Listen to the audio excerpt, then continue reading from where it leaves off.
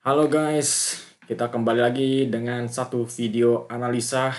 Kita akan mencoba mengupas gol-gol yang terjadi antara Inggris melawan Belanda.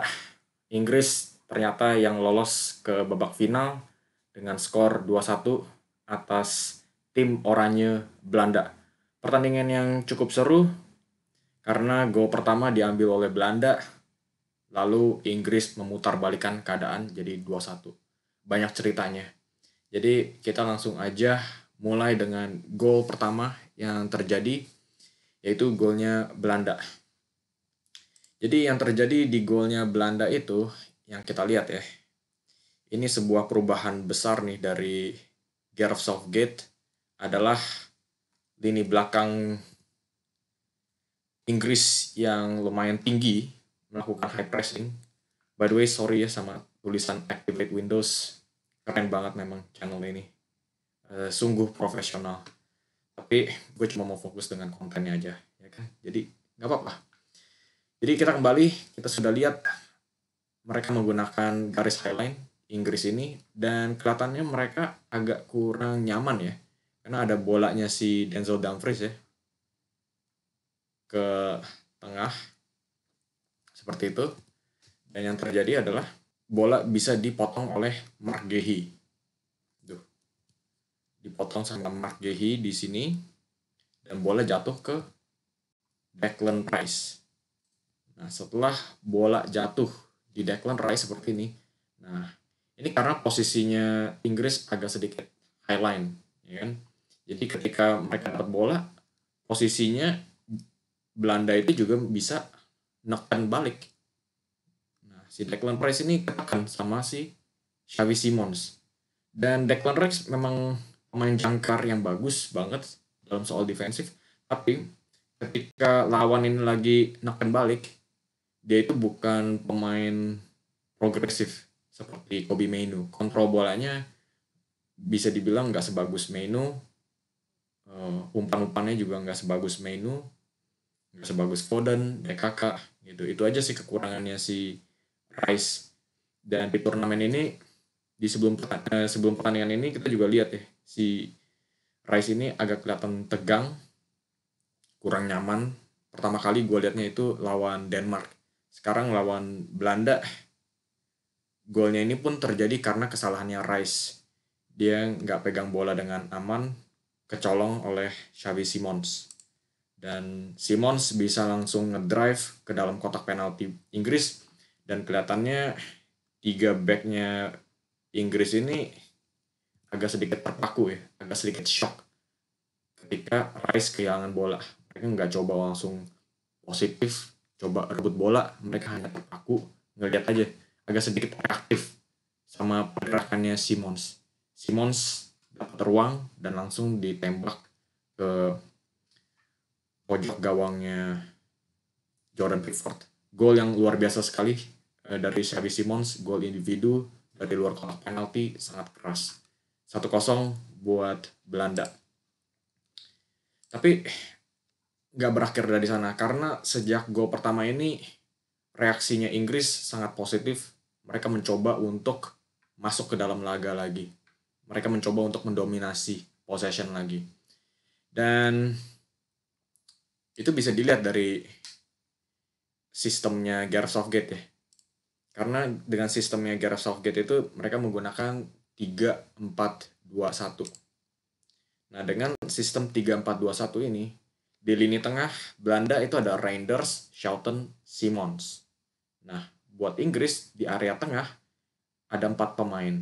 Foden, Bellingham, Rice, dan Mainoo. Jadi 4 lawan 3. Jadi bisa dilihat England itu memang mendominasi area tengah lapangan. Makanya itu ketika gol diambil oleh Belanda, Inggris masih bisa tetap menekan dalam soal possession, mendorong garis pertahanan Belanda semakin ke belakang. Dan yang paling menariknya adalah pergerakannya Bellingham dan Foden. Si Foden ini juga lumayan cakep banget sih di pertandingan kali ini ya. Jadi bisa kita lihat ya. Ini sekarang bola lagi dipegang oleh Mark Gehi kayaknya. Mark Gehi, Bisa kita lihat lini tengahnya Inggris ada berapa? Ada Rice, ada Foden, Bellingham, terus ada si Kobbie Mainoo. Kobbie Mainoo ada di mana gitu? Oh, ada di sini. Ada 4 pemain, ya kan? Terus ada juga Harry Kane yang suka jemput bola. Bisa ada 5 pemain yang masuk ke area tengah lapangan. Sedangkan Belanda itu ada Schouten, ada Reinders, dan ada juga satu si siapa tuh sampingnya Xavi Simons yang sini kali ya. Pokoknya ada 3 aja di Belanda ya di tengah. Jadi memang kebanting sama Inggris di area tengah lapangan. Makanya seringkali pemain kayak si Bellingham ini ya, dia selalu kosong. Si Mark Guehi bisa langsung kasih bola ke Bellingham dengan keadaan yang kosong. Nah, ini Bellingham, ya kan? Bellingham bisa gampang muter kasih bola ke Foden. Ini bolanya agak disapu ya sama Belanda, nggak masuk. Tapi Kane yang dapat bola langsung kasih bola ke Bukayo Saka, dan ini fase berikutnya. Saka langsung ngedrive 1 lawan 1 lawan Nathan Ake, ditendang bolanya jatuh ke kakinya Kane. Nah, ini bukan gol yang terjadi, tapi sebelumnya yang terjadi adalah Harry Kane mencoba melakukan volley dan Dumfries mencoba menghalau bola. Ini sama sekali bukan penalti kalau gue bilang sih. Yang gue lihat ini memang ya si Kane nendang, si Dumfries mencoba menghalau, ya normal lah. Ada berbenturan, ya kan? Gak ada salah siapa-siapa, ini bola 50-50. Gitu loh. Jadi gak bisa dibilang ini salahnya si Dumfries. Karena ya memang tugasnya defender ya buat nge-defend. Masa dia diam aja, ya kan? Aneh banget dari ini. Bisa dibilang memang Inggris agak sedikit beruntung. Dan akhirnya penaltinya Kane arahnya ditebak oleh Verbruggen, tapi terlalu keras. Skor 1-1 buat Inggris. Dan langsung kita masuk ke gol pemenang ya di babak kedua. Sebetulnya Belanda itu sempat mengambil alih arus pertandingan di babak kedua terlebih lagi, tapi karena pergantian pemain yang dilakukan oleh Southgate, jadi jangan terlalu banyak mengkritik Southgate ya. Southgate ini sebetulnya lumayan bagus. Nanti kita bakal bahas lagi. Jadi karena pergantian pemainnya Southgate ini, si Cole Palmer dan Oli Watkins yang dimasukkan, mereka berdua langsung membuat perbedaan. Sekali lagi kita lihat ya, berapa pemain Inggris yang ada di belakang garis. Ada Kobbie Mainoo. Nah, markingnya Belanda itu ada siapa? Schouten sama Veerman. Mainoo ada di belakangnya, nggak ada yang jagain sama sekali.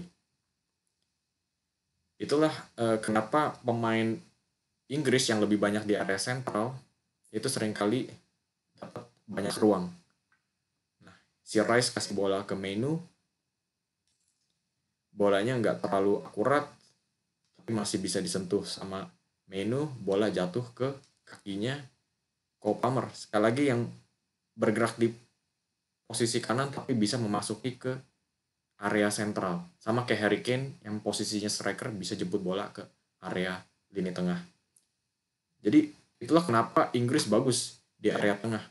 Karena banyak sekali pemain-pemain yang bisa dari satu posisi bergerak ke area tengah. Terus juga ada 4 pemain ya kan, yang tadi kita bilang di area tengah mendominasi 3 pemain Belanda di area yang sama. Itulah kenapa Inggris berhasil mendominasi. Bola jatuh ke kakinya Cole Palmer. Markingnya Belanda ya, gak cuma mereka kalah superioritas, tapi markingnya pun juga mengecewakan. Yang tadi kita bilang, si Rice dengan mudahnya bisa kasih bola ke Mainoo yang gak ada yang jagain. Si Palmer nih yang ngedrive, dan inilah perbedaan yang dia buat ya. Dia langsung memberikan umpan terobosan. Ini bola yang sering kita lihat dari Cole Palmer bersama Chelsea Ini udah makanan sehari-harinya Cole Palmer, menembus lini pertahanan Belanda, menembus Nathan Ake, Virgil van Dijk, dan juga pergerakan dari Ollie Watkins. Perbedaan juga nih, pergerakannya bagus banget.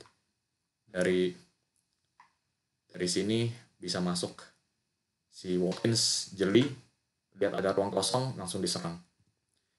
Dan dia langsung 1-1 sama Sam de Vrij.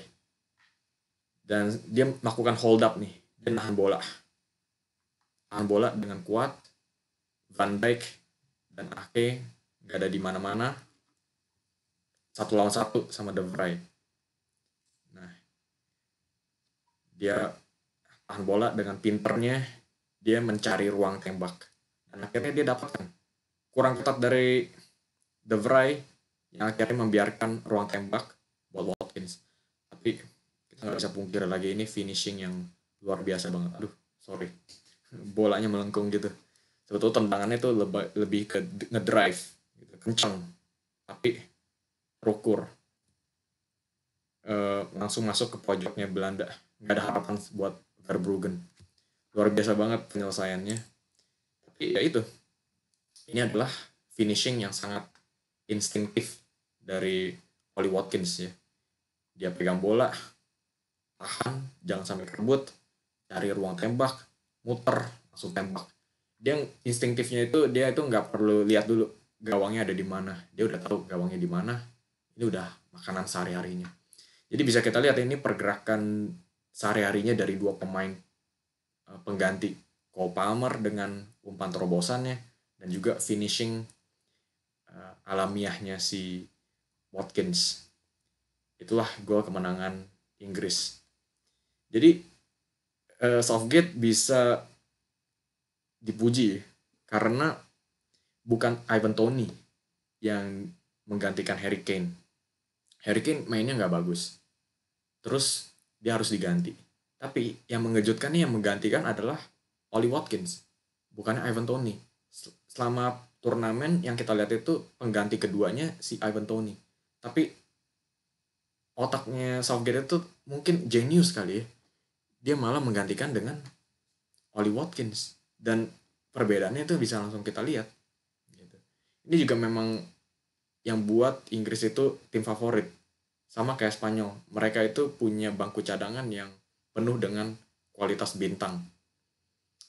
Ada juga nih debat ya, atau diskusi yang bilang karena Kane mainnya nggak bagus, mungkin seharusnya diganti sama Ollie Watkins yang kelihatannya tajam banget, ya kan? Tapi susah dibilang sih ya. Kalau Ollie Watkins main dari awal itu belum tentu bisa main sebagus dari bangku cadangan. Mungkin bisa dibilang Kane yang harus mulai pertandingan. Nah, ketika defense lawan itu udah mulai letih, nah Watkins dimasukkan. Nah, kecepatan Watkins ini mungkin bisa memanfaatkan nih kekurang konsentrasiannya lini pertahanan lawan, bla bla bla. Jadi ya di pertandingan ini dimenangkan oleh Inggris dengan skor 2-1. Gak cuma hasilnya yang bawa mereka ke laga final, tapi bagaimana mereka mendapatkan hasilnya.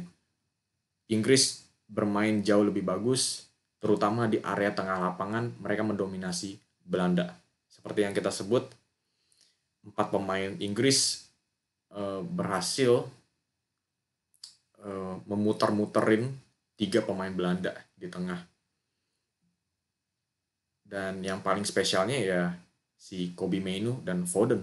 Kedua pemain ini sangat progresif dan positif.